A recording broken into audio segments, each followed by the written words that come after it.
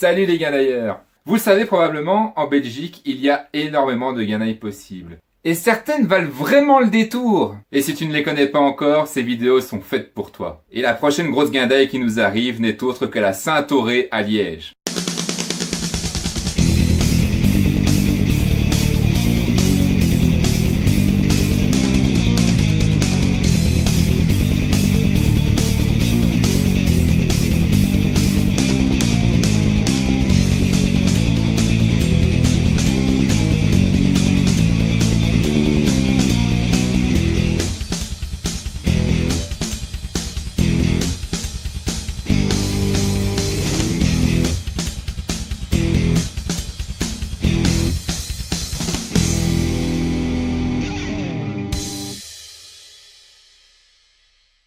Avant de vous expliquer de quoi il en retourne, un petit cours d'histoire s'impose. Durant longtemps, le Thoré suscita des polémiques du fait de sa nudité. Une obscénité, cela nous montre certaines parties du corps humain qui, aussi utiles qu'elles puissent être, n'en sont pas moins dégoûtantes. Mais j'adore cette statue.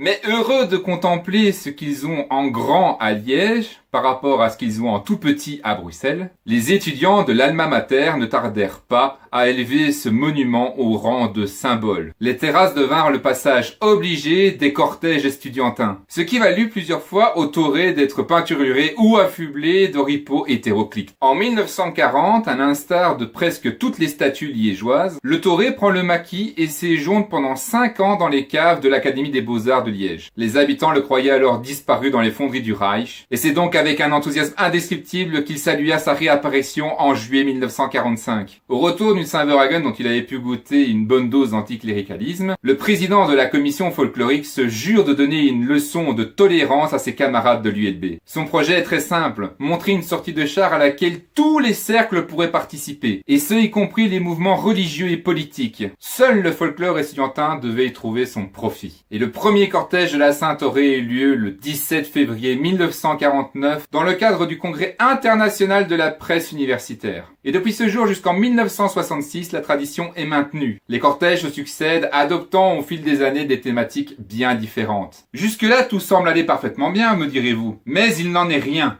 Petit retour en arrière. En 1960, le Thoré est entièrement peint en blanc et déguisé en vache, tandis que Joseph, lui, est habillé en fermière. Hélas, la politisation croissante de la vie universitaire et le comportement inadmissible de certains devaient avoir raison de cette manifestation. Et donc, depuis longtemps, la guindaille avait fait place à la contestation lorsque le bourgmestre de l'époque fit interdire en 1966 le cortège de la Saint-Thoré. La fête ne fut alors célébrée que par quelques cercles en circuit très fermé. Et il fallut attendre 1983 pour que le cortège renaisse de ses cendres. À noter que depuis 2015, les gobelets réutilisables sont obligatoires lors du jour du cortège. Du coup, ne les oubliez pas. De nos jours, la Saint-Thoré commence le 3e lundi du mois de mars en après-midi lors d'une garden party. Ou du moins la semaine où a lieu la Saint-Joseph, prénom dont a affublé le dompteur. Pour la petite histoire, lors de l'arrivée de la statue, le rédacteur de la Gazette de Liège, Joseph de Marteau, dénonça l'outrage aux bonnes mœurs dans ses éditoriaux. En réaction ironique à cette campagne puritaine, le prénom du journaliste est donné pour désigner le dompteur.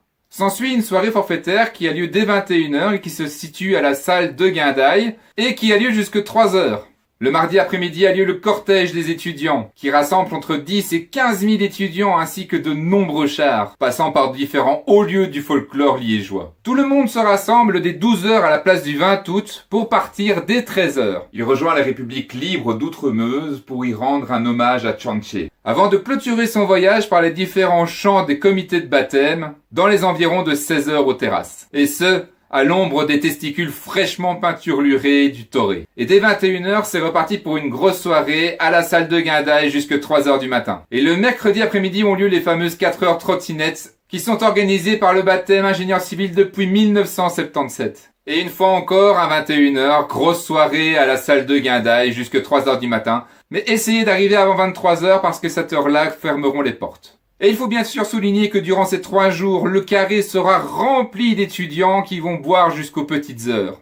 Et on peut noter que le jeudi a lieu le fameux pastis pétanque pour les survivants et ceux qui ont participé à l'organisation. Petit truc intéressant à savoir, c'est que tu peux demander une entrée Bob. Pour ça, il te suffit de te présenter le jour de la soirée à la caisse et de mettre ton nom sur la liste. Si l'éthylotest te déclare safe pour ton départ, alors tu récupéreras 10 €. Les softs et les bouteilles d'eau seront disponibles gratuitement à la caisse durant toute la soirée. Donc pas d'excuses. Et si l'histoire de la Saint-Auré t'intéresse et que tu souhaites en savoir plus, sache que Michel Peters, historien de formation et président d'honneur de l'Association générale des étudiants de Liège, a réalisé un travail à ce sujet. Je vous mettrai le lien en description. Il s'agit là d'une ganaille importante pour les étudiants liégeois à laquelle je ne peux que t'inciter à participer. En attendant de t'y croiser, je te dis à la prochaine.